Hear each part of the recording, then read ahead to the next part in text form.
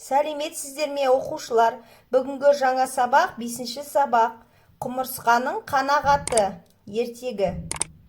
Оқушылар, біз бұл ертегіні суретпен түсіндіріп көрейік.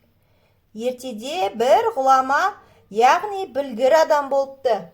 Ол барлық адамдардың, жан-жануарлардың, жәндіктердің, тіпті өсімдіктердің де тілін біледі екен. Bir күні сол ғұлама білгір кісі бақтың ішінде келе жатады. Сөйтсе, алдынан құмырсқаның илеуі шығады. Ал ғұлама кісі құмырсқаның илеуіне қарап тұрады. Қараса, құмырсқалар тынбай еңбек етіп жатыр. Бірі тамақ тасып, бірі илеуді қазып жатыр екен. Содан соң ғұлама кісі бір құмырсқаны ұстап алады. Сөйтеді де сұрайды: сенің белің неге жіңішке дейді. Құмырсқа айтады: себебі мен қомағай емеспін дейді. Содан соң білгір кісі айтады: егер саған бидайдың бір дәнін берсем, қанша уақытқа дейін жейсің дейді. Құмырсқа айтады: мен бидайдың бір дәнін 1 жылғы уақытқа дейін жеймін дейді. Ал ғұлама болса, құмырсқаны тәжірибе жасайын деп өзінің жұмыс үстеліне алып келеді. Сөйтіп, құмырсқаны ыдысқа салады.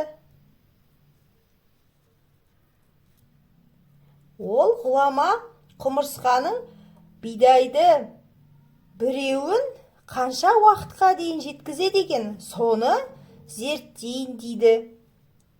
Сөйтіп, құмырсқаны бір ыдысқа салып қояды. Оның қасына бидайдың бір данасын салады. Сөйтеді де, 1 жылдан кейін қараймын, көремін дейді. Сонан соң, 1 жылдан соң ғұлама қарайды. Ыдысқа келіп қараса, құмырсқа бір қырынан бүк түсіп, қимылсыз жатыр екен. Ал қасында бидай дәнінің жартысы қалыпты. Әрі-беріден соң бірте-бірте мұртын, аяғын қимылдатып, құмырсқа орнынан тұрады. Сол кезде ғұлама айтады: 1 жылға бір дәнді жеткізем деп едің. Мұның қалай, дәннің жартысы тұр ғой дейді. Сол кезде құмырсқа айтады: иә, мен бір дәнді 1 жылда жеп бітірсем, қазір менің халім жақсы болар еді. Бірақ сен 1 жылдан кейін мені босатуды ұмытып кетсең, онда мен бостан-босқа аштан өлген болар едім. Сол себепті 1 жыл бойы жарты дәнді қанағат қылдым дейді. Ғұлама құмырсқаның шыдамдылығы мен қанағатына қайран қалып таң қалады. Содан кейін ғұлама қанағаттық қасиетін адам баласына үйреткен екен. Оқушылар, сабақ түсінікті болды ма?